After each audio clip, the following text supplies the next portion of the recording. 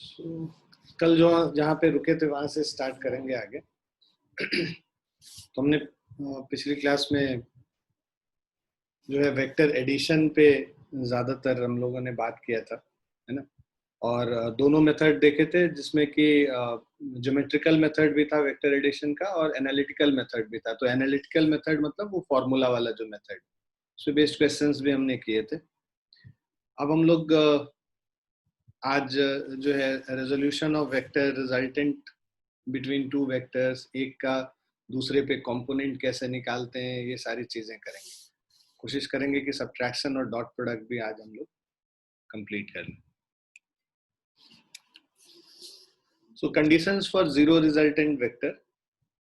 तो zero resultant होने के लिए ये कल एक बच्चा पूछ भी रहा था कि सर अगर तीनों ये एक ही पॉइंट पे आके मिल जाएंगे तब क्या होगा। तो ये कंडीशन है बेसिकली जीरो रिजल्टेंट वेक्टर का, कि जो ट्राइंगल लॉ अगर हम लिखें उन तीनों वेक्टर्स का, अगर वो ट्राइंगल कंप्लीट हो जाता है उसी ऑर्डर में, तो हम कहते हैं कि इसका जो रिजल्टेंट वेक्टर होगा वो जीरो होगा। So if three vectors acting on a point object at the same time are represented in magnitude and direction by three sides of a triangle taken in the same order, तीनों side क्या होना चाहिए, same order में होना चाहिए। Addition में क्या करते थे हम लोग कि अगर हम लोग का एक ये C था, ये लेट से ये वेक्टर A है और ये वेक्टर B है, तो हम लोग C जो है इसको लिखते थे वेक्टर C। अब हमारा ये vector C is equal to क्या होता था, vector A plus vector B।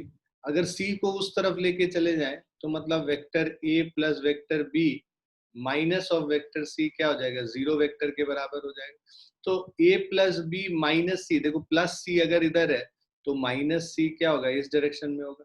तो इसको अगर हम लोग रिप्लेस कर देते हैं, वेक्टर A ऐसे, वेक्टर B ऐसे, और ये जो तीसरा वेक्टर है ये उसी ऑर्डर में लेके चलते हैं। अगर A इस डायरेक्शन में है, B इस डायरेक्शन में है, तो C को इसी डायरेक्शन में करके, तो ये माइनस C हो गया बेसिकली। तो A plus B minus C is equal to zero हो गया, मतलब ये तीनों वेक्टर जो है, इन तीनों वेक्टर का सम जीरो हो गया। तो इसीलिए ये कह रहा है कि ट्राइंगल में अगर तीन वेक्टर ऐसे शो करें कि तीनों एक ही ऑर्डर में हो और तीन साइड ऑफ ट्राइंगल को बनाता हो, जैसे ये वेक्टर A है और ये वेक्टर B है और ये वेक्टर C है, ये तीनों एक ही ऑर्डर में और तीन साइड ऑफ ट्राइंगल है, तो इन तीनों का सम क्या हो जाएगा, vector A plus vector B plus vector C zero हो जाएगा। सो इसको the object is set to be in equilibrium. अगर फोर्स लग रहा होता तो इसमें इक्विलिब्रियम पे होता, क्योंकि सारा फोर्स मिला के जीरो हो जा रहा है। तो नेट फोर्स अगर किसी भी ऑब्जेक्ट पे जीरो होता है तो हम कहते हैं कि वो ऑब्जेक्ट इक्विलिब्रियम है। तो consider three vectors A, B and C acting on objects at the same time. Let they be represented by OP, OQ and OP, PQ and QO। तो ये OP जो है हमारा वेक्टर A हो गया, PQ हमारा वेक्टर B हो गया और QO जो है वेक्टर C हो गया। तो इन तीनों वेक्टर्स तीन sides of a triangle in one order. तो ये जो A angle A by OP, तो ये जो A है, A by OP is equal to B by PQ is equal to C by QO।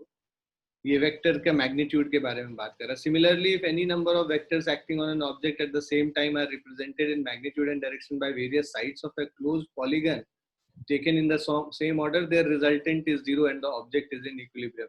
तो यहाँ पे तो हम लोग ट्राइंगल में देख रहे हैं, अगर तीन से ज्यादा वेक्टर्स लग रहा है और वो एक क्लोज्ड पॉलीगन बना रहा है, जो कि कल हम लोग बात कर रहे थे कि अगर ये सारे वेक्टर्स मिला के क्लोज्ड पॉलीगन हो जा रहा है, जैसे ए बी, ये सी हो गया और ये डी हो गया और ये फाइनली ई हो गया। तो ये मान लो vector A, vector B, vector C, vector D और वापस वेक्टर ई जो है ए के स्टार्टिंग पॉइंट पे ही हम पहुंच जाए, तो इन सब का जब सम करेंगे A plus B plus C plus D plus E, ये सब मिला के जीरो होता है। तो ये कंडीशन होता है बेसिकली जीरो रिजल्टेंट वेक्टर का, कि क्लोज्ड पॉलीगन बने एक ही ऑर्डर में। वो पॉलीगन ट्राइंगल भी हो सकता है, क्वाड्रिलैटरल भी हो सकता है, कुछ भी हो सकता है। तो अगर क्लोज्ड पॉलीगन बनता है और एक ऑर्डर में, सेम ऑर्डर में चल रहा है, तो इन सब वेक्टर्स का सम जो है जीरो होगा। क्लियर है बच्चों? Yes sir. Yes sir. अब इसी पे लैमीज थ्योरम भी आता है, ठीक है। लैमीज थ्योरम क्या कहता है, जो इक्विलिब्रियम की बात कर रहे हैं, कि तीन वेक्टर अगर है, it states that if three forces acting at points are in equilibrium, then each force is proportional to the sine of the angle between the other two forces.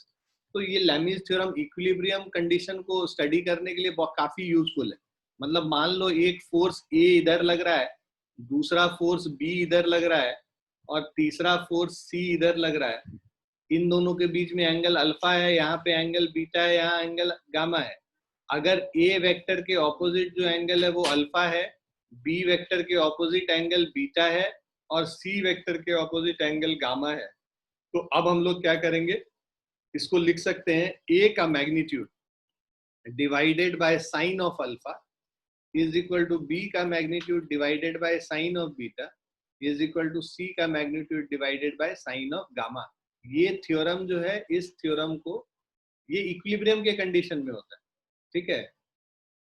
जब फोर्सेस इक्विलिब्रियम में है, मतलब combined effect in तीनों force का देखें तो इस पे जीरो होगा। मतलब ये ऑब्जेक्ट अगर स्टेशनरी है तो स्टेशनरी ही रहेगा, यूनिफॉर्म स्पीड से मूव कर रहा है तो यूनिफॉर्म स्पीड से ही मूव करता रहेगा, उसके कंडीशन ऑफ मोशन में या रेस्ट में कोई चेंज नहीं आएगा। तो ये इक्विलिब्रियम कंडीशन के लिए वेक्टर ए का मैग्नीट्यूड और उसके ऑपोजिट जो एंगल है उसका sine, sine of alpha, B का magnitude divided by sine of beta, C का magnitude divided by sine of gamma, ये तीनों आपस में इक्वल होते हैं। इस कंडीशन को, इस थ्योरम को हम लोग बेसिकली लैमीज थ्योरम कहते हैं। क्लियर है बेटा?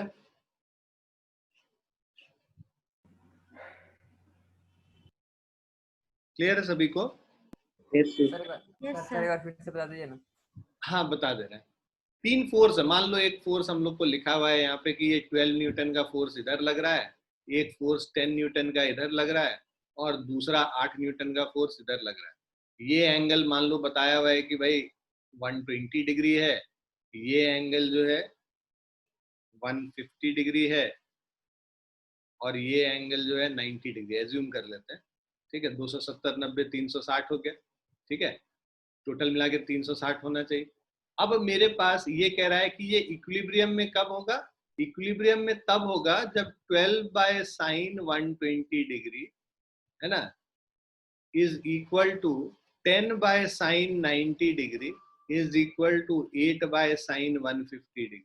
ये इक्विलिब्रियम में तभी होगा। हम लोग चेक करते हैं कि ये क्या कंडीशंस सेटिस्फाई कर रहा है कि नहीं, ये तीनों का वैल्यू निकालते हैं और देखते हैं ये तीनों इक्वल है कि नहीं। अगर इक्वल होगा तो इक्विलिब्रियम में होगा, अगर इक्वल नहीं होगा तो इक्विलिब्रियम में नहीं होगा। अभी तो हम लोग को पता नहीं है कि इक्वल है या नहीं, तो एक बार चेक कर लेते हैं यहाँ पे वैल्यूज डाल के। तो अगर हम लोग वैल्यूज डाल के चेक करें, 12 बाय साइन 120 डिग्री, देखो साइन 120 डिग्री क्या होता है, कल भी मैंने बताया था 180 माइनस 60 होता है, ठीक है। 180 माइनस 60 हो गया मतलब साइन 60 डिग्री, मतलब 12 डिवाइडेड बाय साइन 60 डिग्री का वैल्यू √3/2 होता है। 2 उधर चला जाएगा, 24 8√3 हो जाएगा। अब हम 10 बाय साइन 90, प्लीज म्यूट कर लीजिए बेटा।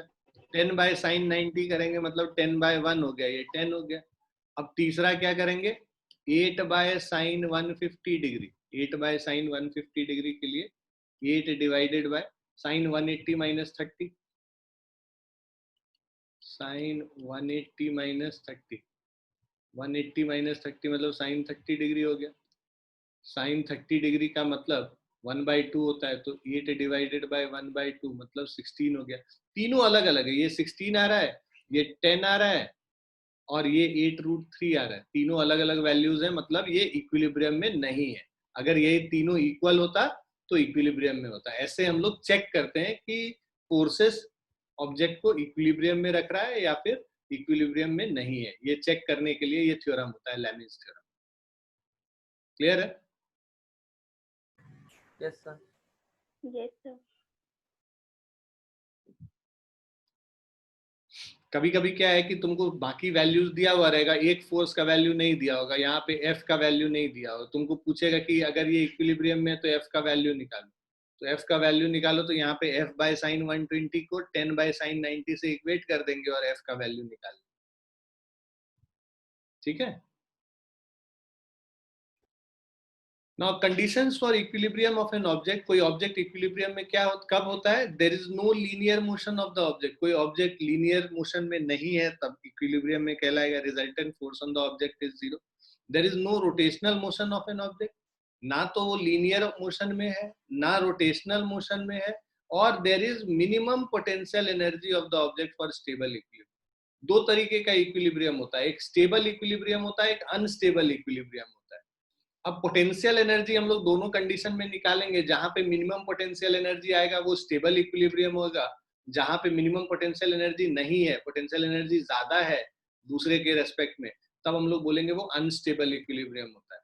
तो इवन दो एक ऑब्जेक्ट लीनियरली मूव नहीं कर रहा, मतलब स्ट्रेट लाइन में नहीं मूव कर रहा है, ना कि वो रोटेट कर रहा है, फिर भी वो तो ऐसे केस में इक्विलिब्रियम में तो होगा, बट वो स्टेबल है या अनस्टेबल है वो उसके पोटेंशियल एनर्जी को निकाल के हम बता दें।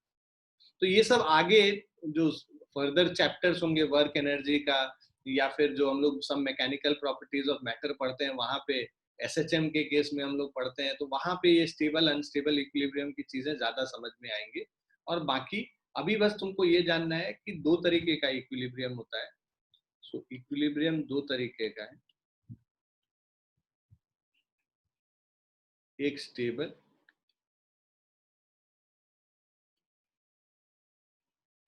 एक अनस्टेबल। ठीक है। स्टेबल इक्विलिब्रियम का मतलब मान लो तुमने एक स्प्रिंग के साथ एक ब्लॉक को ऐसे रख रखा है, और इस ब्लॉक को एक बार तुम थोड़ा सा इधर मूव करके छोड़ोगे, इधर मूव के करके छोड़ोगे तो ये क्या करेगा, ये वापस आएगा, फिर इधर आगे चला जाएगा, कंप्रेस करेगा, फिर ये इस तरह से जो है ऑसिलेट करेगा और फाइनली एक पॉइंट पे आके रुक जाएगा। ठीक है। तो ये क्या हो गया, स्टेबल इक्विलिब्रियम हो गया, कि भाई तुमने अगर डिस्प्लेस किया इससे तो वापस ये थोड़े देर बाद उसी पॉइंट पे आके स्थिर हो जाता है, तो इसको स्टेबल इक्विलिब्रियम कहेंगे। अनस्टेबल इक्विलिब्रियम का मतलब एक बॉडी को तुमने ऐसे पहाड़ के ऊपर ऐसे रख रखा है, अब ये तो रुका हुआ है, अब इसको जैसे ही इसको तुम धक्का मारोगे इधर, तो वो क्या होगा, ये नीचे गिरेगा, नीचे गिरेगा तो वापस ऊपर आएगा क्या, नहीं आएगा। तो ये जो इक्विलिब्रियम कंडीशन था, जो रुका हुआ कंडीशन तो था, उस समय वो ऑब्जेक्ट इक्विलिब्रियम में था, बट अनस्टेबल है, मतलब थोड़ा सा भी अगर इसको डिस्टर्ब करोगे तो ये कंप्लीटली डिस्टर्ब हो जाएगा, वापस वो अपने पोजीशन पे नहीं आएगा इक्विलिब्रियम स्टेट पे। इस इक्विलिब्रियम को अनस्टेबल इक्विलिब्रियम। समझ में आया? दो तरीके का स्टेबल इक्विलिब्रियम, स्टेबल क्या होता है और अनस्टेबल क्या होता है? Yes sir. देखो इस केस में भी देखोगे ना, यहाँ पे पोटेंशियल एनर्जी बेसिकली जीरो होता है, इलास्टिक पोटेंशियल एनर्जी, ये वर्क एनर्जी में हम लोग करेंगे। और यहाँ पे देखोगे कि जो पोटेंशियल एनर्जी है, ग्रेविटेशनल पोटेंशियल एनर्जी, वो मैक्सिमम होता है mgh के बराबर, ये तो तुम लोग जानते भी हो।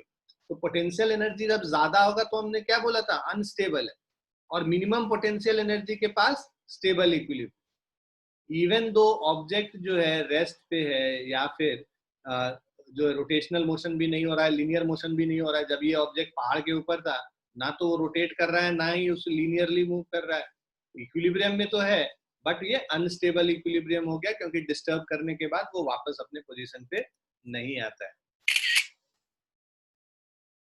क्लियर है बच्चों? Yes sir.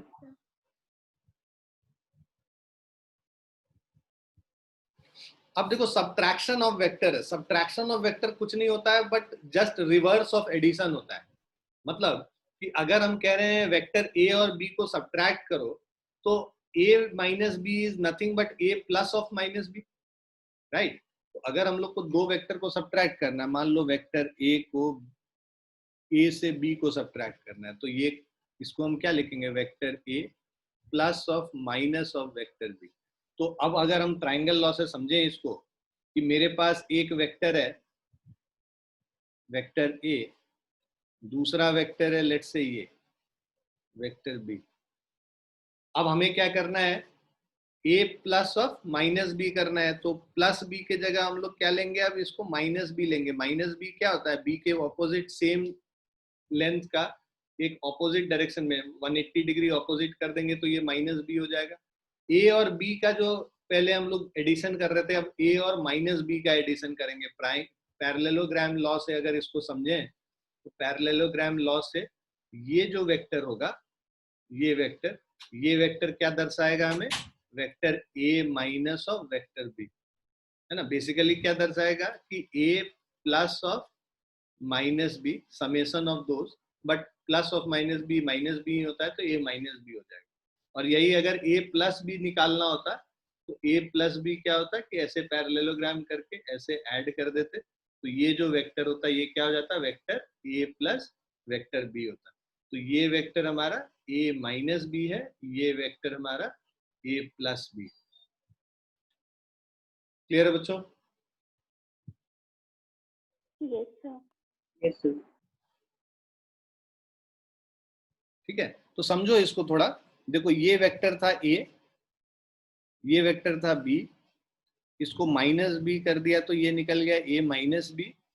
अब ए और माइनस बी का जो एडिशन होगा ये ए माइनस बी हो गया, ये वाला वेक्टर। अब इसको थोड़ा सा ऐसे समझें तो ये जो वेक्टर है हमारा, ठीक है, ये जो इसको पैरेलली शिफ्ट कर दिया हमने ए माइनस बी को, यहाँ पे इस वेक्टर को पैरेलली यहाँ पे शिफ्ट कर दिया तो ये भी ए माइनस बी को ही दर्शाएगा। तो ये वेक्टर ए हो गया, ये माइनस बी हो गया, ए माइनस बी तुम्हारा ये हो गया। ट्राइंगल लॉ से ऐसे निकाल सकते हो, पैरेललोग्राम लॉ से ये निकाल सकते हो। क्लियर है बच्चों? Yes sir. ये काफी यूजफुल है। ये जितना अभी हम लोग क्वेश्चंस करेंगे ना रिलेटिव वेलोसिटी का, सारे रिलेटिव वेलोसिटी के क्वेश्चंस जो प्लेन में हम लोग करेंगे, रिलेटिव वेलोसिटी इन प्लेन, सब इसी पे आता है। क्यों? क्योंकि हम लोगों ने देखा था भाई relative velocity V A B क्या होता है? Velocity of A minus velocity of B, ये होता है relative velocity V A B. तो V A minus V B, तो ये आ गया ना नेगेटिव, मतलब सब्ट्रैक्शन ऑफ टू वेक्टर्स। ठीक है, तो जितने रिलेटिव वेलोसिटीज के क्वेश्चन है वो इसी पे बेस्ड। ठीक है बच्चों? Yes yes sir. एक अम्ब्रेला वाला क्वेश्चन हम लोग करेंगे, है ना, लेटर पार्ट इस चैप्टर में, वहां पे भी बहुत काफी यूज होता है। दो तरीके का क्वेश्चन है जो वेक्टर्स में बहुत पूछा जाता है, एक बोट रिवर प्रॉब्लम वाला पूछा जाता है और एक अम्ब्रेला का क्वेश्चन का पूछा जाता है। Boat river problem basically resultant velocity का एप्लीकेशन है और जो ये अम्ब्रेला वाला है ये रिलेटिव वेलोसिटी का एप्लीकेशन है, सब्ट्रैक्शन ऑफ वेक्टर का एप्लीकेशन है। तो ये दोनों चीज हम लोग डिटेल में जब एक बार सारा वेक्टर्स पढ़ लेंगे तो उसके बाद हम लोग करेंगे। उस पे बेस्ड क्वेश्चंस आता ही आता है। सबको आ गया ये सब्ट्रैक्शन ऑफ वेक्टर्स समझ? Yes sir. Yes sir. Yes sir.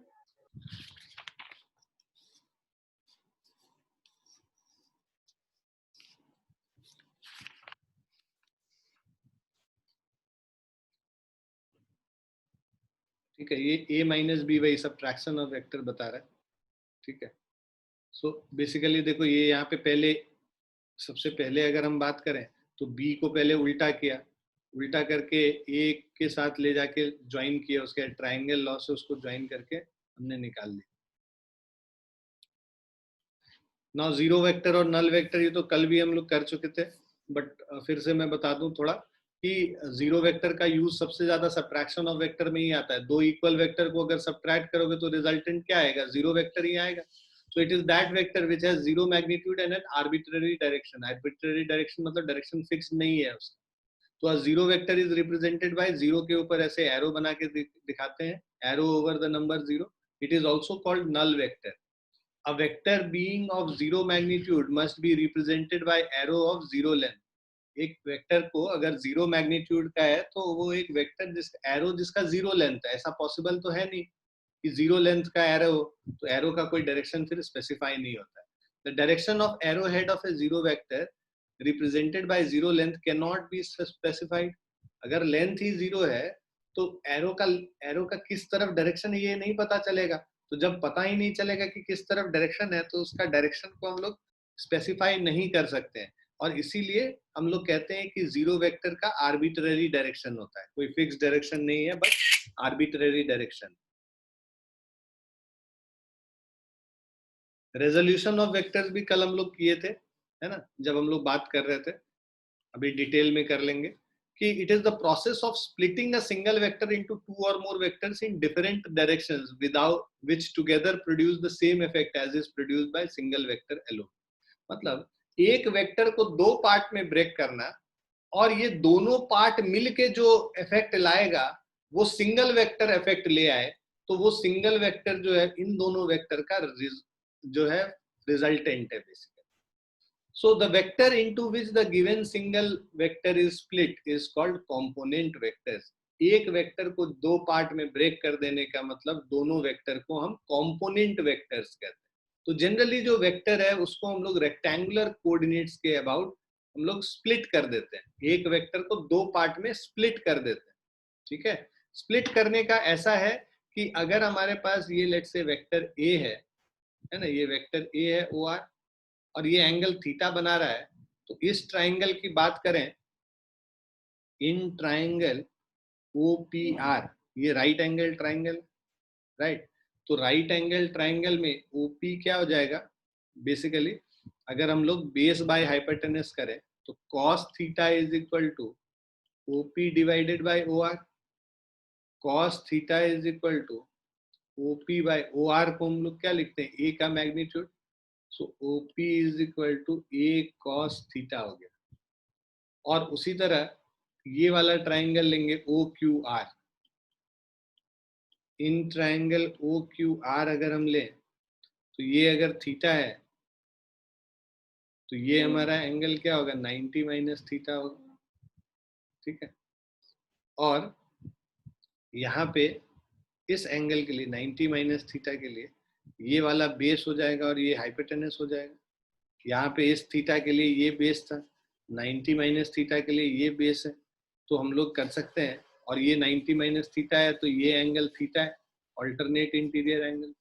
ये थीटा है, इस एंगल के लिए ये परपेंडिकुलर हो गया OQ और OR हाइपोटेनस हो गया। इस एंगल के ऑपोजिट वाला साइड परपेंडिकुलर होता है और ये साइड हाइपोटेनस होता है। तो अब हम लोग को OQR की बात करनी है, तो यहाँ पे देखो sine theta is equal to OQ by OR लिखेंगे तो OQ is equal to OR sine theta हो गया। OR को A से रिप्लेस कर लेंगे तो OQ is equal to A sine theta. मतलब अगर ये A है तो ये जो कंपोनेंट थीटा के अलोंग होगा, जिधर एंगल थीटा बन रहा है वो एंगल, वो जो साइड है वो A cos थीटा हो जाता है, और जिधर एंगल थीटा नहीं है 90 माइनस थीटा है वो A साइन थीटा हो जाता है। इसको तो याद ही कर लो क्योंकि ये पूरा मैकेनिक्स में यही हम लोग करेंगे। सबसे पहले फोर्स को पहले दो पार्ट में डिवाइड करेंगे, एक्स और वाई एक्सिस के अलोंग, और बाकी सारा कंपोनेंट में डिवाइड करने के बाद इक्वेशंस लिखते हैं। तो ये सबसे ज्यादा जरूरी है समझना कि अगर कोई ए लेंथ का वेक्टर है तो उसका जो ए मैग्नीट्यूड का वेक्टर है, तो जिधर एंगल थीटा है वो वाला कंपोनेंट हमेशा कॉस कंपोनेंट होता है ना, ये ध्यान में रखो। और जिधर एंगल थीटा नहीं है, इधर थीटा नहीं है, तो वो वाला कंपोनेंट ए साइन थीटा हो जाएगा। आ रहा है समझ में? Yes sir. इसको हम लोग रेक्टेंगुलर कंपोनेंट ऑफ वेक्टर इसलिए कह रहे हैं क्योंकि रेक्टेंगुलर कोऑर्डिनेट सिस्टम के अबाउट इसको ब्रेक कर रहे हैं।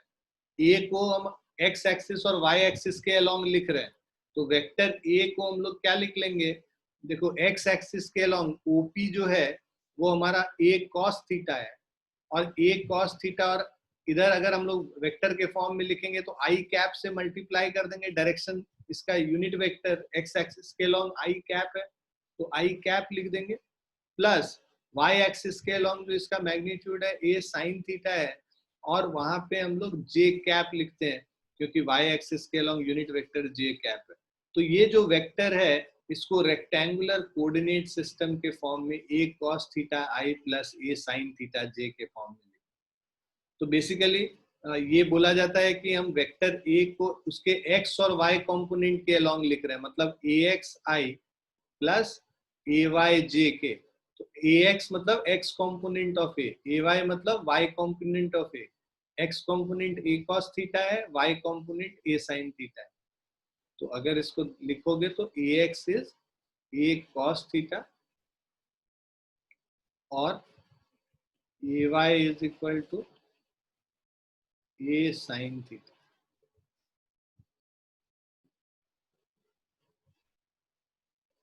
So when a vector in a plane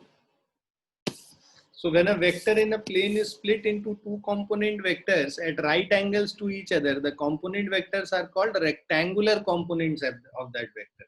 अगर एक वेक्टर को दो कंपोनेंट में ब्रेक करें और वो दोनों कंपोनेंट क्या है, एक दूसरे से 90 डिग्री बनाता है, जैसे x और y एक्सिस, तो ऐसे कंपोनेंट्स को हम रेक्टेंगुलर कंपोनेंट्स बोलते हैं. Suppose a vector A represented by OR has to be resolved into two rectangular component vectors along the direction of x axis और y axis.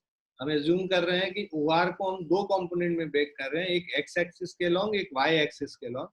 From O draw two axis OX and OY at right angles. O point से दो axis बना लिया, एक OX और OY, ये दोनों right angle पे बना लिया, x एक्सिस और y एक्सिस. अब कह रहा है फ्रॉम R, ठीक है, हम फटाफट इसको एक यहाँ पे बना देते हैं जिससे कि रेफरेंस हम लोग ले सकें यहाँ से.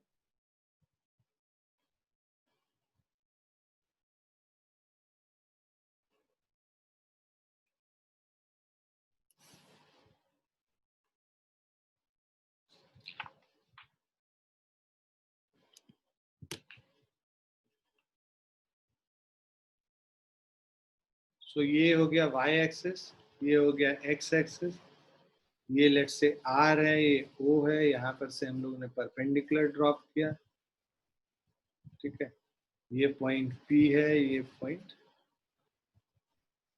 Q है, ये वेक्टर A है और ये एंगल थीटा है. कह रहा है from point R drop RP and RQ perpendicular on OX and OY. RP एक परपेंडिकुलर ड्रॉप किए OX पे और RQ एक परपेंडिकुलर ड्रॉप किए OY पे. तो RP and RQ perpendicular on OX and OY, OP is equal to AX. ये जो OP है ये X component है and OQ जो है ये Y component है AY. AX और AY are the rectangular components of A. Here PR is equal to the equal and parallel to OQ. तो ये जो OQ है इसके equal and parallel ये PR है, opposite side हो रहा है, right? Hence PR also represents AY. PR को भी हम AY लिख सकते हैं क्योंकि ये पैरेललोग्राम कंप्लीट हो रहा है, रेक्टेंगल कंप्लीट हो रहा है एक्चुअली में. तो AY ये जो ऑपोजिट साइड से दोनों इक्वल होंगे तो PR और OY इक्वल हो गया AY के. From triangle law of vector addition OR is equal to, देखो ट्राइंगल लॉ अगर हम लगाएंगे तो OP plus PR is equal to OR, वही चीज लिखा हो, OR is OP plus PR. अब इसको हम लोग क्या लिख सकते हैं, vector A is AX plus AY. अब I और J यूनिट वेक्टर है OX और OY के अलॉन्ग, तो AX को क्या लिखेंगे AXI और AY को क्या लिखेंगे AYJ, है ना. उसके X कंपोनेंट और Y कंपोनेंट को IJ कंपोनेंट के अलॉन्ग लिख लिया. तो ये हमारा वेक्टर A क्या हो गया AXI plus AYJ, X component into I plus Y component into J. अब AX OP के बराबर है और AY जो है OQ के बराबर है या PR के बराबर. तो अब वही हम लोग राइट एंगल ट्राइंगल से करते हैं. तो AX और AY हम लोग पहले भी निकाल चुके हैं, AX A cos थीटा हो जाएगा और AY A sin थीटा हो जाएगा. अब हमें पता है कि पाइथागोरस थ्योरम यूज करें तो OR स्क्वायर जो है OP square plus PR square है, राइट. तो OP स्क्वायर मेरा AX square plus AY square A square के बराबर है, तो A is equal to root under AX square plus AY square. तो A का मैग्नीट्यूड अगर हमें निकालना है तो AX और AY के टर्म्स में ऐसे निकाल सकते हैं, क्योंकि ये 90 डिग्री बना रहा है एंगल, तो डायरेक्टली इसको यूज कर सकते हैं. क्लियर है ये सारा? Yes sir. पीछे जो बताएं वही सब चीज है, नया नहीं है.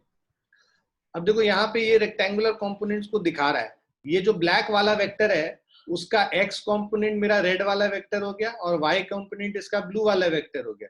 तो जैसे जैसे ये ब्लैक वाला वेक्टर मूव कर रहा है हमारा x कंपोनेंट और y कंपोनेंट चेंज हो रहा है, देख रहे हो ना. तो अलग अलग वेक्टर का अलग अलग कंपोनेंट होगा. क्लियर है बच्चों? तो जैसे ये मेरा अगर वेक्टर A है, ये अगर वेक्टर A हो गया, ये इसका x कंपोनेंट हो गया और ये इसका y कंपोनेंट हो गया. इधर अगर यूनिट वेक्टर I कैप लिख रहे हैं और यहाँ पे यूनिट वेक्टर J कैप लिख रहे हैं, तो हमारा वेक्टर ए जो है this is equal to ax i cap plus ay j cap, ये एंगल थीटा। क्लियर है बच्चों? Yes sir. Yes, sir. Yes sir. ये वहीं पे वही सेम चीज ये भी बता रहा है कि भाई vx और vy जो वेलोसिटी वेक्टर को रिप्रेजेंट कर रहा है, एक वेक्टर v है, उसके दो कंपोनेंट है vx और vy, राइट। और vx जो है i मतलब यूनिट वेक्टर i के अलोंग है, vy जो है यूनिट वेक्टर जो है y एक्सिस के अलोंग है, और vx को v cos थीटा लिख रहे हैं और vy को v sin थीटा लिख रहे हैं। तो ये हमारा कंपोनेंट ऑफ वेक्टर को कैसे रिप्रेजेंट करते हैं उसका एक GIF image है। Let's do few questions based on these component of vectors कि components निकालते कैसे हैं, थोड़ा और हम लोग अगर करते हैं इसमें। इस एग्जाम्पल में देखो, mass of 2 kg lies on a plane making an angle 30 degree to the horizontal. जितने भी इंक्लाइंड प्लेन के क्वेश्चंस होंगे तुम देखोगे कि इसी कॉन्सेप्ट पे बेस्ड है। मान लो ये एंगल 30 डिग्री रखा हुआ है, तो ये तो तुमको थोड़े दिन में याद हो जाएगा, क्योंकि हम इतने इंक्लाइन प्लेन के क्वेश्चंस करेंगे कि ये तुमको अपने आप याद हो जाएगा। ये हमारा एक इंक्लाइन प्लेन है, ये मास m है, मास m का वैल्यू कितना हो गया 2 kg दे रखे, ठीक है। Making an angle 30 degree to the horizontal, resolve its weight along the perpendicular to the plane. इसके वेट को प्लेन के परपेंडिकुलर हम लोग को रिजॉल्व करना। वेट हमेशा क्या होता है, इस डायरेक्शन में होता है, ठीक है। प्लेन के अलोंग इसको करने का मतलब कि एक जो कंपोनेंट होगा ये इसके अलोंग होगा और दूसरा कंपोनेंट इसके अलोंग, ठीक है।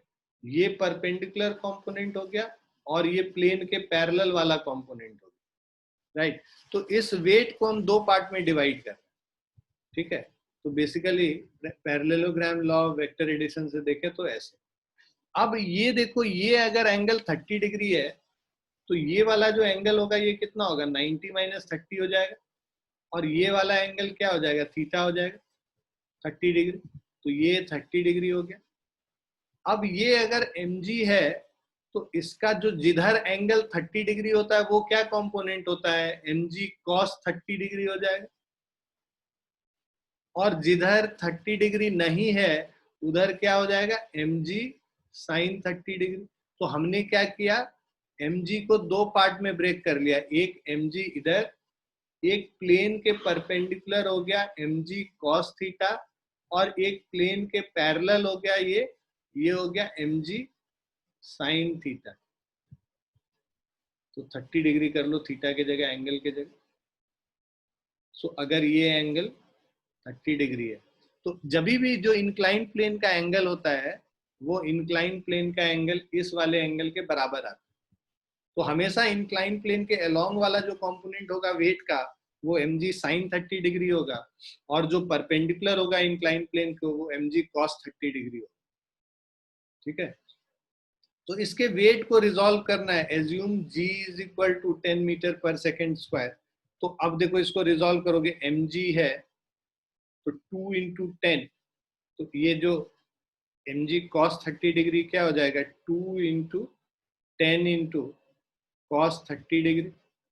इसका वैल्यू क्या हो जाएगा 20 इंटू cos 30 डिग्री मतलब √3/2, 10 √3 मतलब 17.3 न्यूटन हो गया। और mg sin 30 डिग्री का मतलब 2 इंटू 10 इंटू साइन 30 डिग्री 1/2, तो ये हो गया हमारा 10 न्यूटन। तो एक फोर्स 10 न्यूटन हो गया जो अलोंग द इंक्लाइन, और परपेंडिकुलर कितना हो गया 17.3 न्यूटन। समझ में आया किस तरह से हम लोग फोर्स को कंपोनेंट निकालेंगे? Yes sir. Yes, yes sir. Sir. लिख लो फटाफट इसको।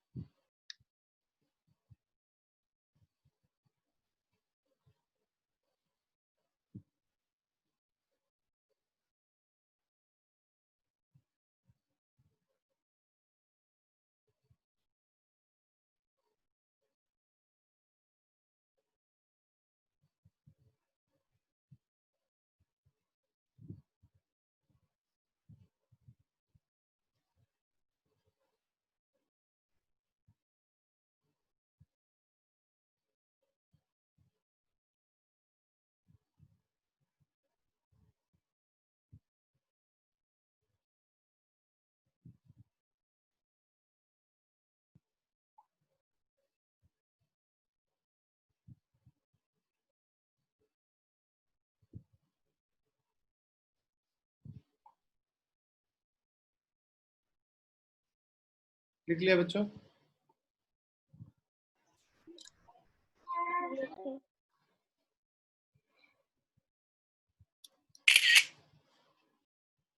सर हाँ बेटा। सर वो एंगल ऊपर वाला 30 डिग्री कैसे हुआ? अच्छा, एक बार फिर से हम समझा देते हैं, थोड़ा बड़ा बना के फिगर। इसी फिगर में ये देखो, ये हमारा इंक्लाइन प्लेन था, ठीक है, पॉइंट ऑब्जेक्ट सब मानते हैं। ये पॉइंट रखते हैं, यहां पर से mg ऐसे नीचे है वर्टिकल, ठीक है, इसको ज्वाइन कर दो यहाँ, तो ये क्या हो गया, 90 डिग्री हो गया। ये एंगल थीटा है, ठीक है। अब ये थीटा है तो ये कितना हो गया, 90 माइनस थीटा, ठीक है। और ये इस सरफेस के परपेंडिकुलर है ना, सरफेस के परपेंडिकुलर वाला चीज है। तो अगर ये 90 माइनस थीटा है तो ये कितना होगा, थीटा होगा ना, क्योंकि ये पूरा सम थीटा था, तो ये पूरा सम 90 डिग्री था, ये यहाँ से यहाँ। ये 90 माइनस थीटा हुआ तो ये वाला कितना हुआ, थीटा हुआ। आया समझ? Yes sir. तो अब जो ये जो हमारा फोर्स था mg, उसका जिधर थीटा कंपोनेंट होता है वो क्या हो जाता है, mg cos थीटा हो जाता है। और जो mg ये cos थीटा है तो दूसरा वाला mg sin थीटा हो जाएगा। अगर तुम एंगल से समझना चाहो तो वैसे भी समझ सकते हो एग्जांपल लेके, कि mg मेरा नीचे की तरफ ऐसे लग रहा है, ये है 30 डिग्री, ये है 90 डिग्री, तो ये हो जाएगा 60 डिग्री। अब हम लोग एक परपेंडिकुलर यहाँ पे बना रहे हैं, तो ये पूरा अगर 90 डिग्री है तो ये पूरा 90 होगा, ये 60 हो गया, तो ये बचा हुआ 30 हो गया, ठीक है।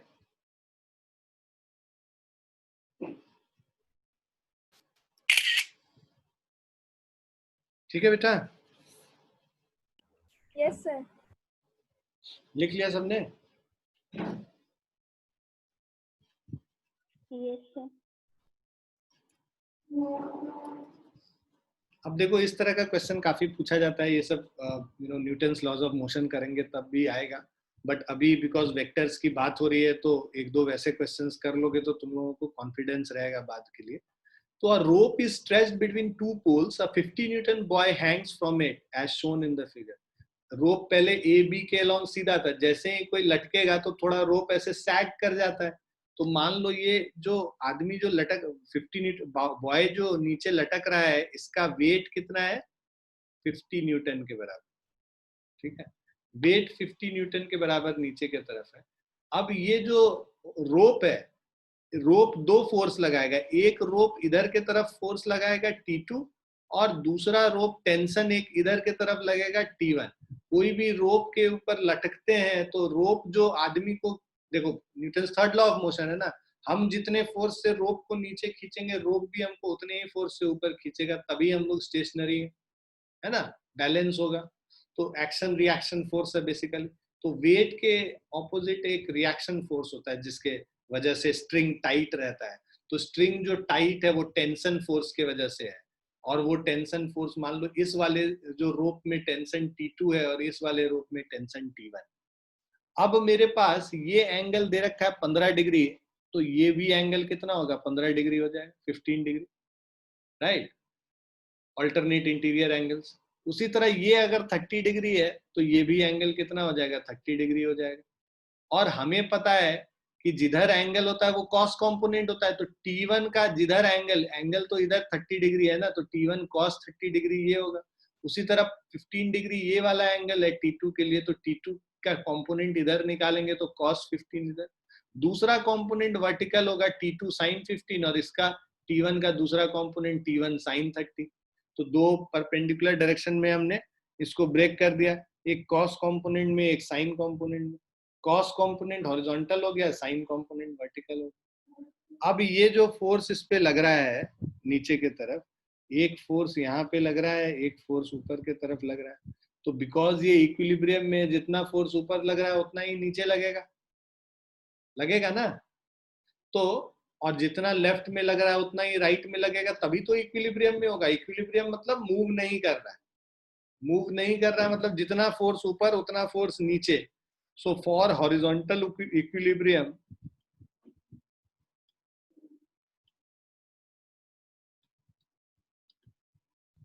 अगर एक बॉडी को हॉरिजॉन्टल इक्विलिब्रियम में होना है तो इसका मतलब T1 cos 30 डिग्री जो है वो T2 cos 15 डिग्री के बराबर हो।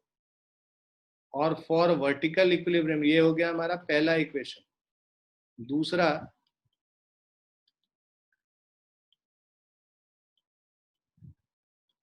फॉर वर्टिकल इक्विलिब्रियम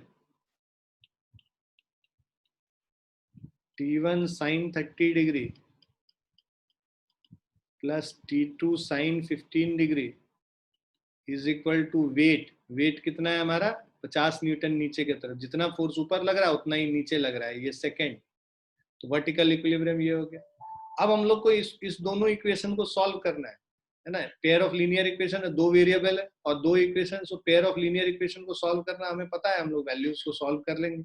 अब यहाँ पे बिकॉज cos 30 डिग्री और cos 15 डिग्री हम लोग को करना था, कल हम भेज नहीं पाए थे, आज हम भेजेंगे तुम लोग को ट्रिग्नोमेट्रिक टेबल के लिए। ठीक है, cos 30 डिग्री बेसिकली 0.866 T1 हो जाता है,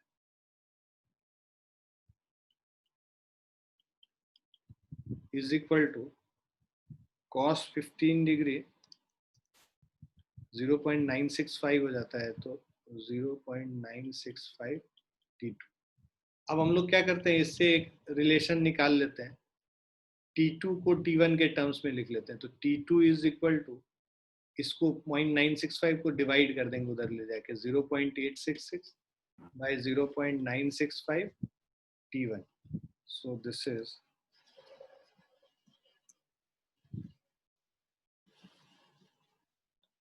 0.897. So this is 0.897 T1.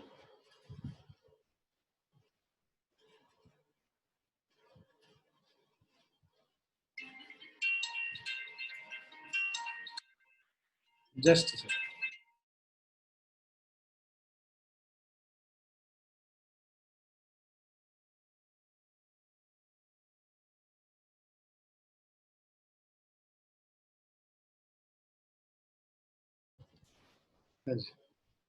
सो ये हो गया हमारा T2 इज इक्वल टू इतना T1। इसको यहाँ पे रिप्लेस कर देते हैं, मतलब ये जो फ्रॉम, ये इसको कर लो third equation. So from third and two, from 3 and 2 substitution करेंगे तो हमारे पास T1 sin 30 डिग्री मतलब T1 0.5 T1 हो गया। sin 30 डिग्री 0.5 मतलब हाफ होता है 0.5, और T2 को हम लोग लिख लेंगे 0.897। तो sin 15 डिग्री हमारा होता है 0.258, तो 0.258 into 0.897 into is equal to 50 हो गया। अब 0.2588 इंटू 0.897 0.232 हो गया। 0.5 plus 0.232 0.732 T1 is equal to 50. So T1 will be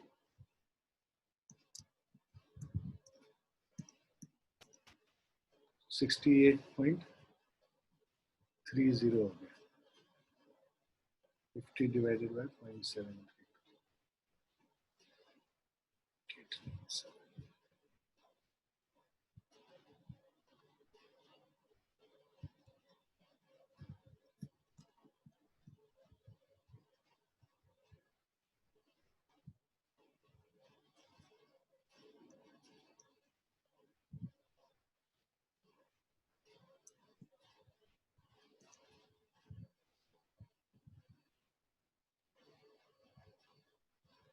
तो ये 68.31 है, और T2 का वैल्यू करेंगे 61.31 है। ठीक है, तो हम लोग एग्जैक्ट वैल्यू निकाल रहे हैं, टेबल से निकालेंगे तो थोड़ा फर्क आएगा इससे, तो ये डिफरेंस उसी की वजह से होगा। बाकी ये T2 का वैल्यू है और ये T1 का वैल्यू। ठीक है, इसको रहने दो।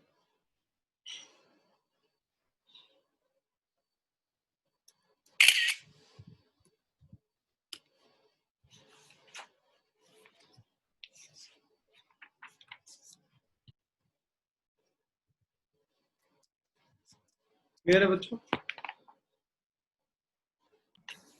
Yes sir. Yes sir. लिख लिया आप लोगों ने? Yes sir.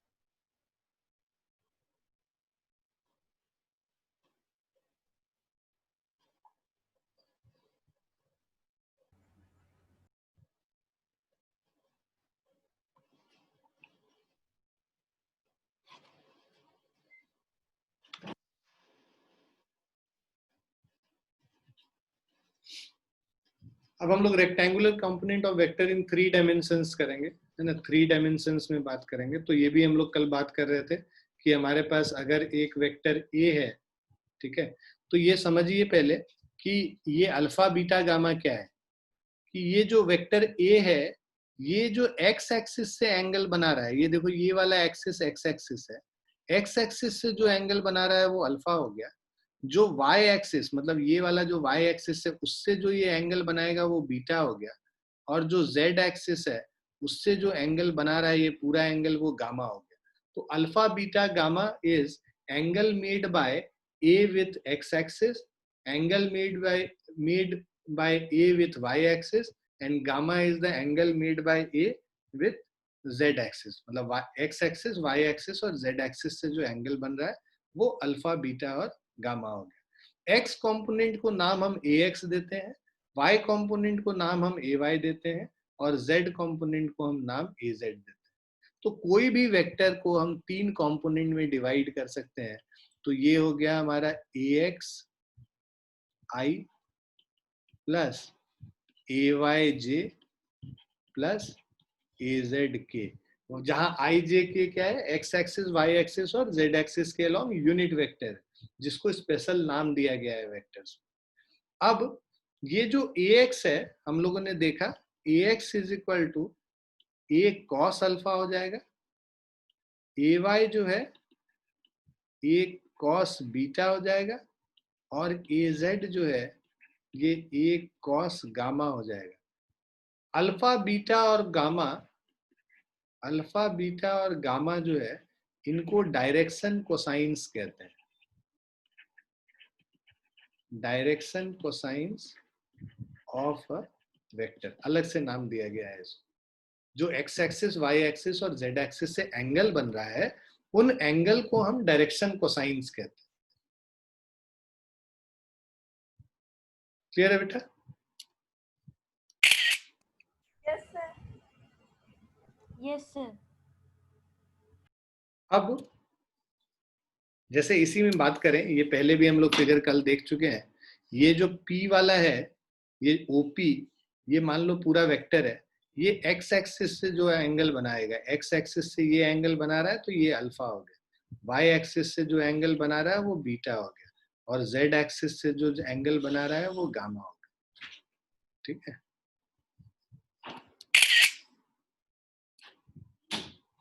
तो किसी भी वेक्टर को बेसिकली हम लोग वेक्टर ए को ax plus ay plus az, इस तरह से 3 वेक्टर कंपोनेंट में डिवाइड कर सकते हैं।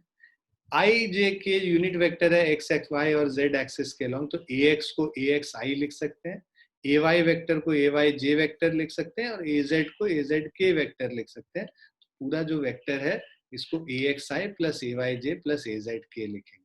और वेक्टर का जो मैग्नीट्यूड होगा, मतलब लेंथ, उसको हम लोग root under ax square plus ay square plus az square इस तरीके से लिखें।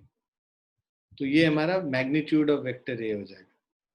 सो magnitude of vector A is equal to ax i plus ay j plus az k का जो मैग्नीट्यूड है a, that is root under ax square plus ay square plus az square. ये इसका magnitude of vector,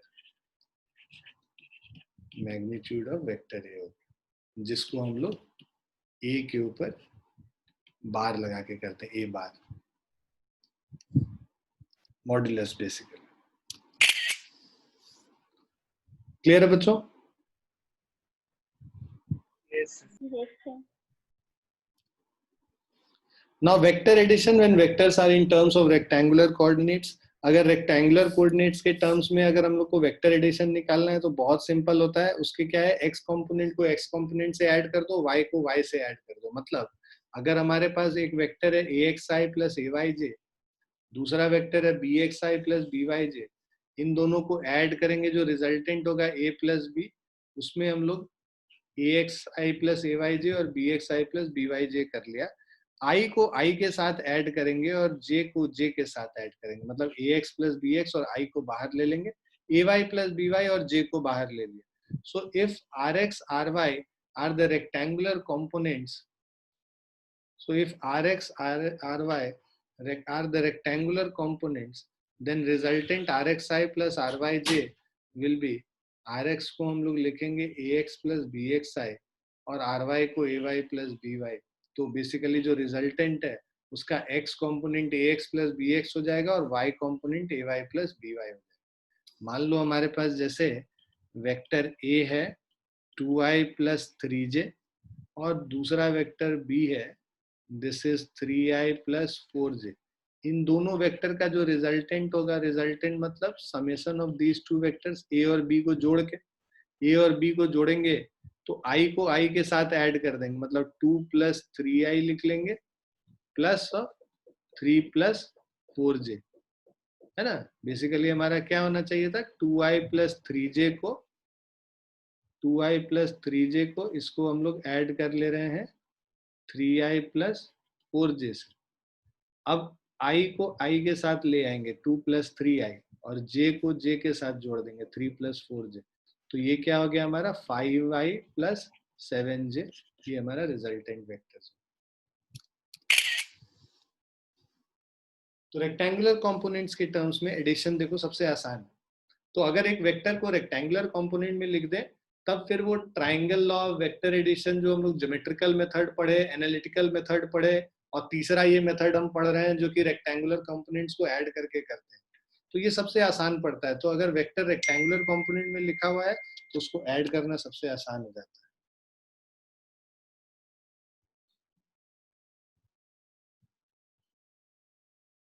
ठीक है बच्चों? Yes, sir.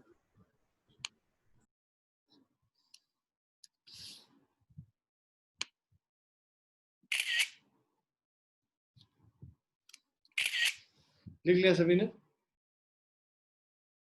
Yes, sir.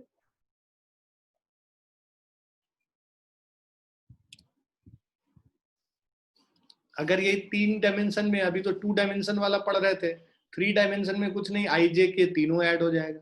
मतलब vector A अगर ए एक्स आई ए वाई जे ए जेड के है और वेक्टर बी बी एक्स आई बी वाई जे और बी जेड के है, तो इन दोनों वेक्टर को बस ऐड करना है। अगर हम लोग को तो ऐड करेंगे तो देखो ए X I plus A Y J plus A Z के plus B x I plus B Y J plus B Z के, आई कंपोनेंट को आई कंपोनेंट मतलब एक्स को एक्स के साथ, वाई को वाई के साथ और z को z के साथ जोड़ देंगे। तो ax प्लस बी एक्स आई हो गया, y को y के साथ जोड़ देंगे और z को z के साथ जोड़ देंगे। तो जो रिजल्टेंट है वो ax प्लस बी एक्स हो गया, ay प्लस बी वाई हो गया और az प्लस बी जेड हो गया। ठीक है?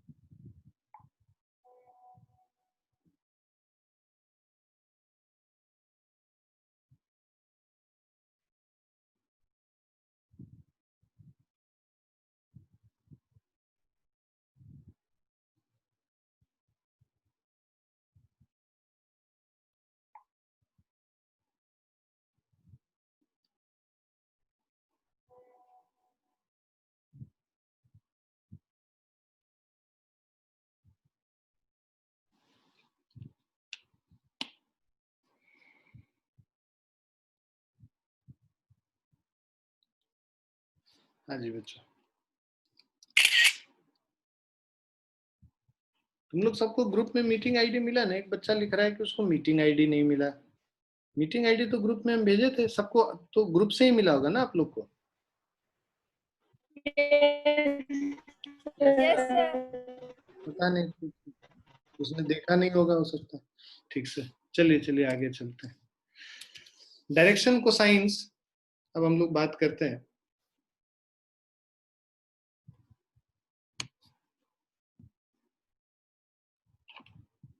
So direction cosine, let alpha angle made by A with x axis और बीटा है angle made by A with y axis और गामा है angle made by A with z axis, जो हम लोग बात कर रहे थे अभी थोड़ी देर पहले कि अगर वेक्टर A जो x axis से एंगल बना रहा है वो अल्फा है, वेक्टर A जो y axis से एंगल बना रहा है वो बीटा है, ठीक है, और वेक्टर A जो z axis से एंगल बना रहा है ये पूरा गामा है, ठीक है। तो उस केस में जो ax जो x कंपोनेंट है, ay y कंपोनेंट और az जो z कंपोनेंट है, वो उसको हम लोग a cos alpha, a cos beta और a cos गामा से रिप्रेजेंट कर सकते हैं। तो cos अल्फा क्या हो गया, ax डिवाइडेड बाय, ये a को ले जाके इधर डिवाइड कर देंगे तो ax divided by a cos alpha हो गया, ay divided by a cos beta हो गया और az divided by a cos gamma हो गया। तो ये हमारा कॉस अल्फा, कॉस बीटा और कॉस गामा होता है, ठीक है। हाँ सुधांशु, तुमको मिला नहीं? तुम ग्रुप में नहीं हो क्या नीट वाले में? सुधांशु,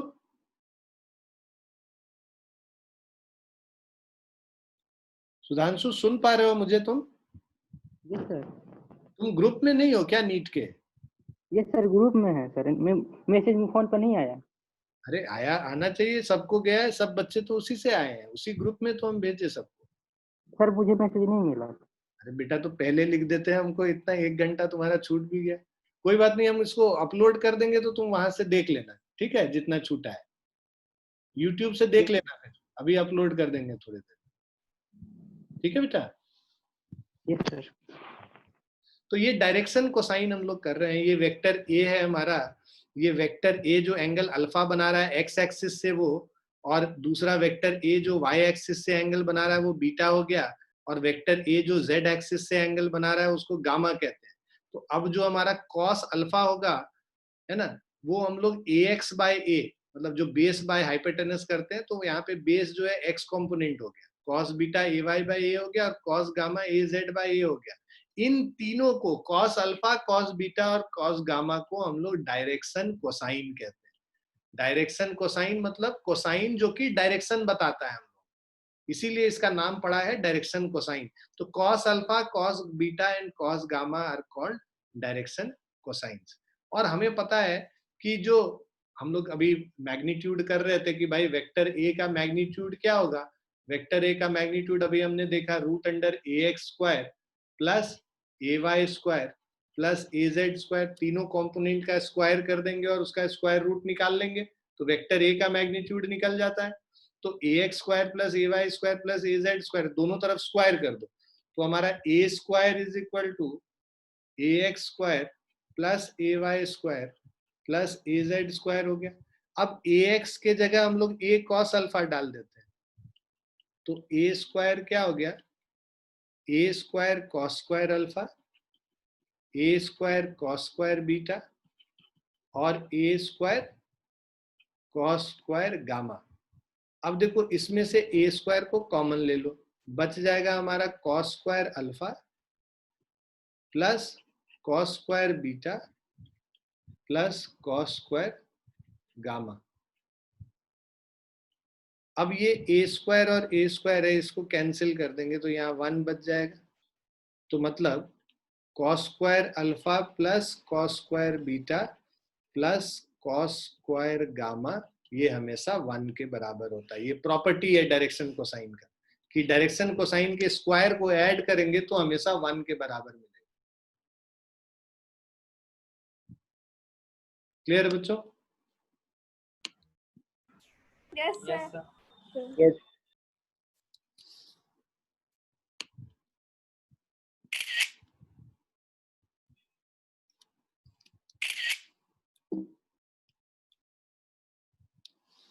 अब वही चीज यहाँ पे बता भी रखा है कि भाई cos square alpha plus cos square beta plus cos square gamma direction cosines का जो सम एडिशन है, ये स्क्वायर का एडिशन 1 होता है। और इसी को अगर साइन में कन्वर्ट कर दोगे तो cos square alpha 1 minus sine square alpha हो गया, cos square beta 1 minus sine square beta हो गया, और cos square gamma 1 minus sine square gamma हो गया। इन सबको जोड़ दोगे तो 1 प्लस 1 प्लस 1 3 हो गया, और sine square alpha sine square beta और साइन स्क्वायर गामा को साथ में रख लेंगे, और ये 1 इधर है, 1 को उधर लेके जाएंगे तो 3 माइनस 1 2 हो जाएगा, और sine square alpha plus sine square beta plus sine square gamma 2 के बराबर होगा। तो ये दूसरा फॉर्मूला होगा। तो अल्फा बीटा गामा का दो रिलेशन है, एक कॉस के टर्म्स में रिलेशन ये है, साइन के टर्म्स में ये रिलेशन है, ये दोनों को याद करना, ठीक है। अब जैसे यहाँ पे कोई एक एग्जाम्पल हम लोग करते हैं, हमारे पास वेक्टर p दे रखा है 3i प्लस 4j प्लस 12 के।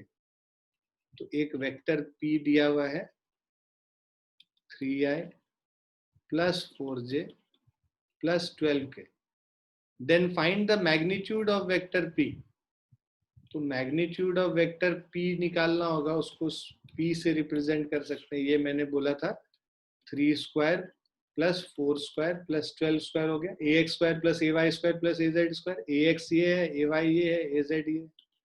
सो 3 स्क्वायर हो गया हमारा 9 प्लस 16 प्लस 144, 25 प्लस 144 169 हो गया। 169 का स्क्वायर रूट 13 होता है, ठीक है। तो p का जो मैग्नीट्यूड है वो कितना हो गया, 13 हो गया। ये फर्स्ट पार्ट हो गया, ठीक है। अब डायरेक्शन कोसाइन ऑफ p हम लोग को निकालना है। तो डायरेक्शन कोसाइन ऑफ p मतलब cos alpha is equal to px upon p हो जाएगा। px मतलब x कॉम्पोनेंट 3 है, और p का जो मैग्नीट्यूड है वो 13 है, तो cos अल्फा 3/13 हो जाएगा। cos beta is equal to py upon p हो गया। py मतलब y कॉम्पोनेंट मेरा क्या है, 4 है, और पूरा p का जो मैग्नीट्यूड है दैट इज 13, 4/13 हो गया। और finally cos gamma is equal to pz upon p। pz हमारा 12 है और p 13 है, तो pz बाय p 12/13 हो गया। तो ये हमारे डायरेक्शन कोसाइंस हो गए p के। So direction cosines of p।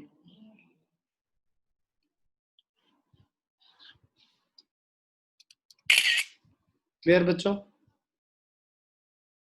Yes sir. लिख लो फटाफट इसको।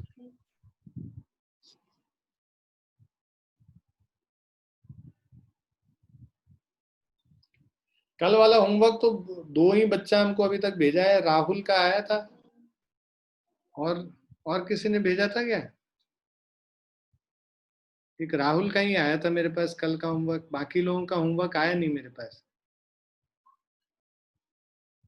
डिम्पल और चेतना आप लोग तो रोज भेजते हैं, अभी भेज दीजिएगा आज जल्दी से, ठीक है।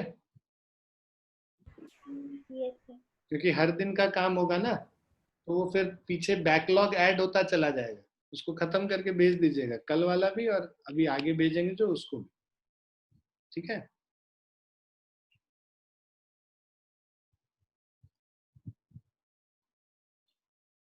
लिख लिया सभी ने?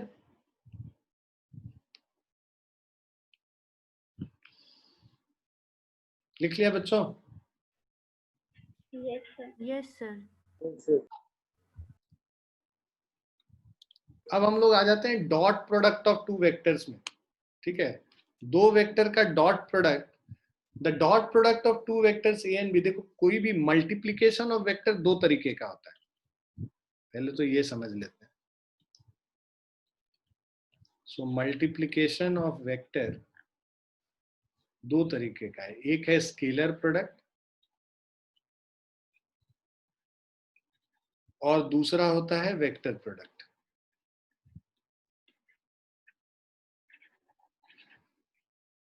अब स्केलर प्रोडक्ट को मान लो हमारे पास वेक्टर ए और बी है, तो स्केलर प्रोडक्ट को हम लोग, अच्छा स्केलर प्रोडक्ट को हम लोग डॉट प्रोडक्ट भी कहते हैं,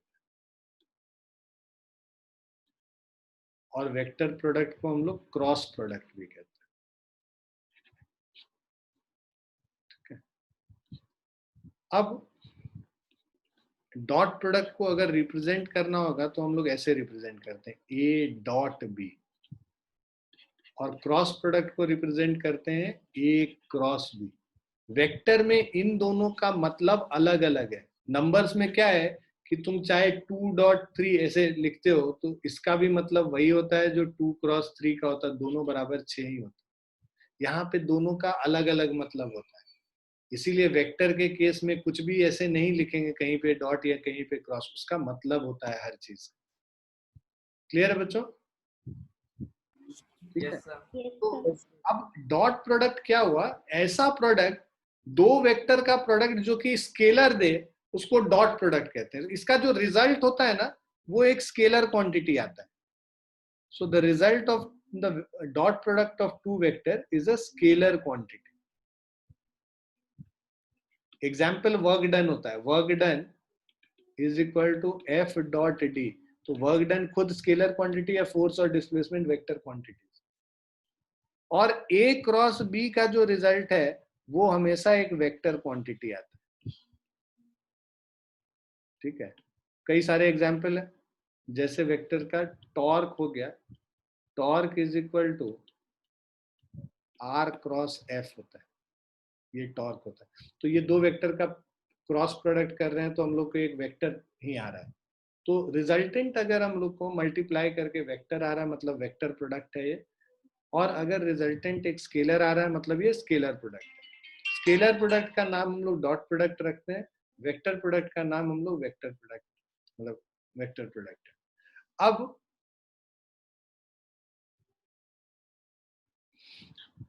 the dot product of two vectors a and b represented by a dot b read as a dot b is a scalar quantity। तो a dot b जो है ये scalar, now which is equal to the product of magnitude of a and b and the cosine of the smaller angle between them। ठीक है, तो a और b का जो प्रोडक्ट है मैग्नीट्यूड और उसका cosine of the angle between them. So हम लोग क्या लिखेंगे, a dot b is equal to A B cos theta. ठीक है, उन दोनों के मैग्नीट्यूड को और cos of the angle between them. मत मान लो हमारे पास एक वेक्टर ए है, दूसरा वेक्टर बी है, ये वेक्टर ए, ये वेक्टर बी, और इनके बीच में एंगल थीटा है। तो डॉट प्रोडक्ट क्या हो जाएगा, वेक्टर ए का मैग्नीट्यूड, वेक्टर बी का मैग्नीट्यूड और cos of the angle between them. इसको ऐसे भी लिख सकते हैं, मैग्नीट्यूड को सीधे अल्फाबेट के जगह इस तरह से जो हम लोग मैग्नीट्यूड को रिप्रेजेंट करते हैं, ए बी कॉस थीटा, ये भी इसके मैग्नीट्यूड को ही बताएगा। तो ए डॉट बी क्या हो गया, vector A into vector B का magnitude into cos of angle theta.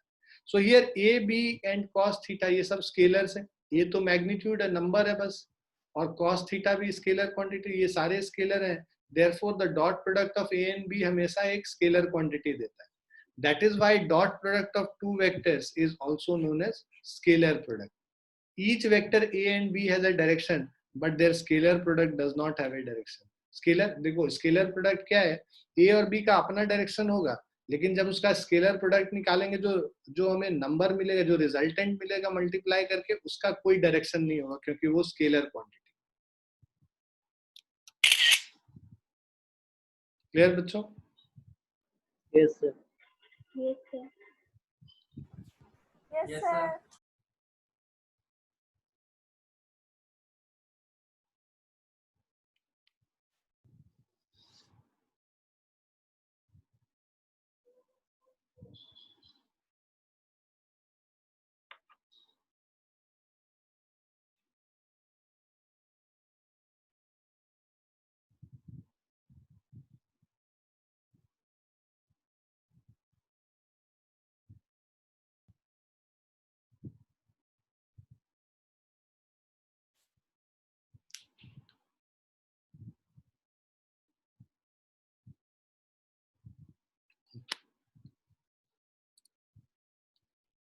अब हम लोग इसको समझें कि इसका मतलब क्या होता है।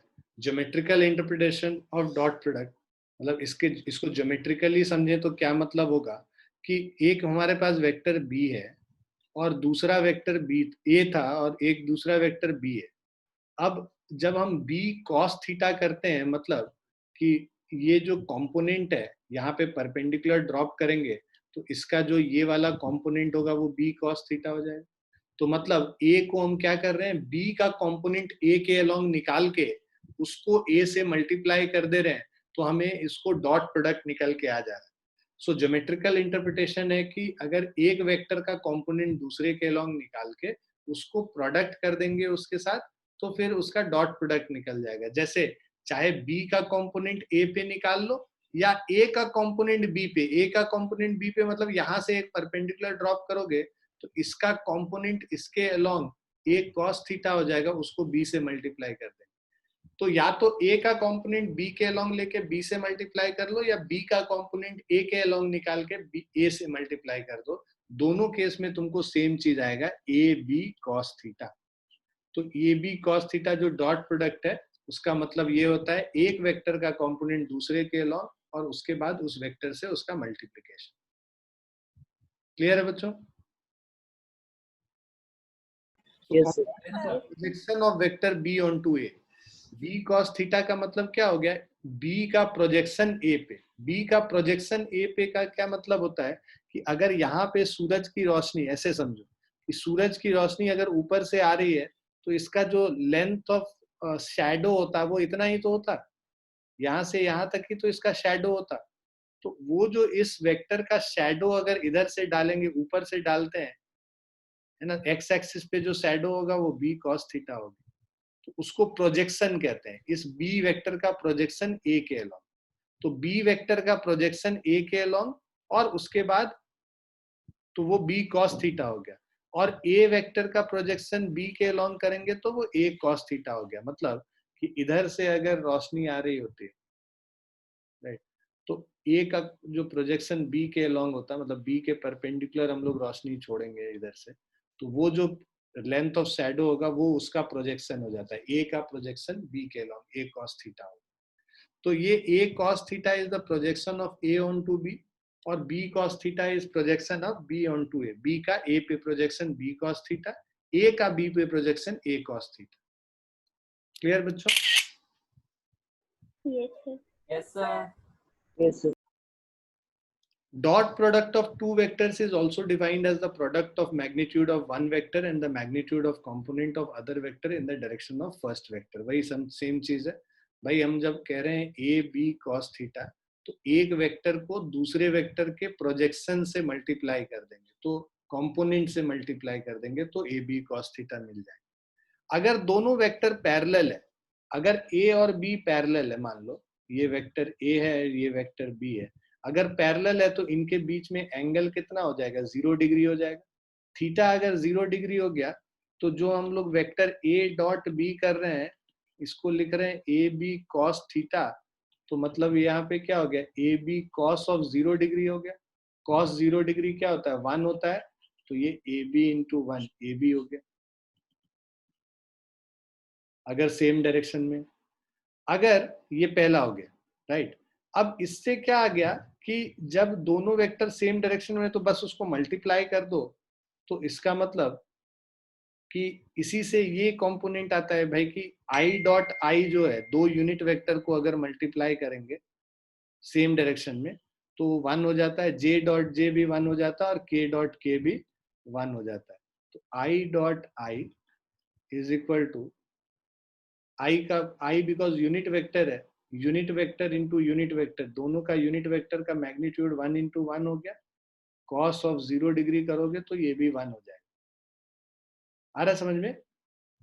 देखो आई डॉट आई जब लिख रहे हैं तो आई का मैग्नीट्यूड इंटू आई का magnitude into cos of angle between है। आई का मैग्नीट्यूड क्या हो गया, कोई भी यूनिट वेक्टर का मैग्नीट्यूड तो 1 ही होता है ना, दूसरा ये यूनिट वेक्टर है उसका भी मैग्नीट्यूड 1 ही हो गया, कॉस 0 डिग्री भी 1 ही है, तो ये क्या हो गया, 1 हो गया। तो कोई भी आई डॉट आई जब भी करोगे 1 होगा, जे डॉट जे करोगे ये भी 1 होगा, और के डॉट के करोगे ये भी 1 होगा। तो सेम वेक्टर को सेम वेक्टर से मल्टीप्लाई, यूनिट वेक्टर को यूनिट वेक्टर से डॉट प्रोडक्ट करोगे हमेशा 1 है। क्लियर है ये? Yes, sir. Yes, sir. दूसरा है when two vectors are mutually perpendicular, दो वेक्टर अगर परपेंडिकुलर है मतलब थीटा 90 डिग्री है, उस केस में हमारा क्या हो जाएगा कि भाई ए बी कॉस 90 करोगे ए डॉट बी, कॉस 90 हमें पता है 0 होता है, तो वो क्या हो जाएगा 0 हो जाएगा। मतलब डॉट प्रोडक्ट ऑफ दो परपेंडिकुलर वेक्टर हमेशा, dot product of two perpendicular vector is always 0। ठीक है, so dot product of two vectors is 0 always.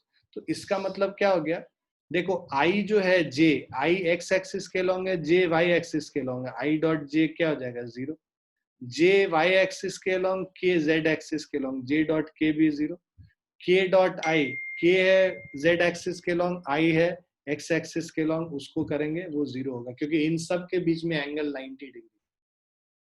तो जब भी दो वेक्टर परपेंडिकुलर वेक्टर्स का डॉट प्रोडक्ट लेते हैं तो वो डॉट प्रोडक्ट किसके बराबर होगा, 0 के बराबर होगा। पैरेलल वेक्टर्स के अलोंग डॉट प्रोडक्ट लेंगे तो सीधे उन दोनों वेक्टर के मैग्नीट्यूड से मल्टीप्लाई कर देंगे। तो जैसे मैग्नीट्यूड यहाँ आई और आई क्या होता है, यूनिट वेक्टर होता है, यूनिट वेक्टर का मैग्नीट्यूड 1 होता है, तो आई डॉट आई कर रहे हैं 1 इंटू 1 1 हो गया इसका, बस उसके अगर सेम डायरेक्शन में है तो उसके मैग्नीट्यूड को बस मल्टीप्लाई कर देंगे, परपेंडिकुलर है तो उसका डॉट प्रोडक्ट 0 हो जाएगा। अगर एंटी पैरेलल है, एंटी पैरेलल मतलब ऑपोजिट डायरेक्शन में, थीटा 180 डिग्री, मतलब एक वेक्टर इधर तो दूसरा वेक्टर इधर, ये वेक्टर ए है मान लो, ये वेक्टर बी है, इनके बीच में एंगल कितना हो गया 180 डिग्री।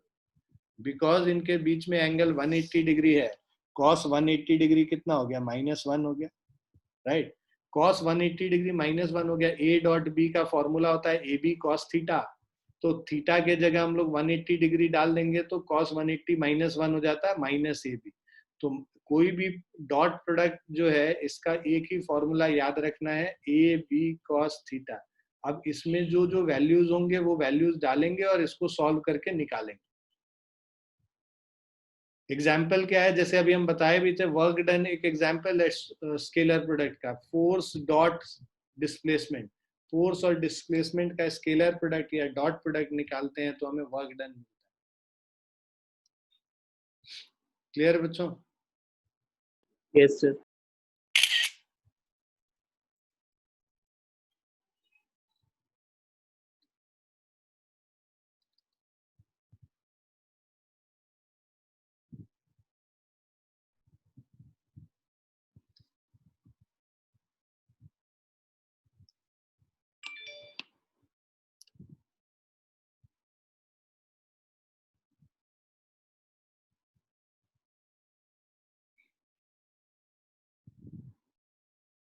लिख लिया सबने? Yes, sir. Yes sir. तो आज हम लोग यहीं पे रुकेंगे, इसके आगे हम लोग नेक्स्ट क्लास में करेंगे। ठीक है, ये डॉट प्रोडक्ट वाला अभी और थोड़ा सा बताना रह गया है, उसको अगली क्लास में हम लोग खत्म कर लेंगे। ठीक है बच्चों? Yes sir. Yes, sir.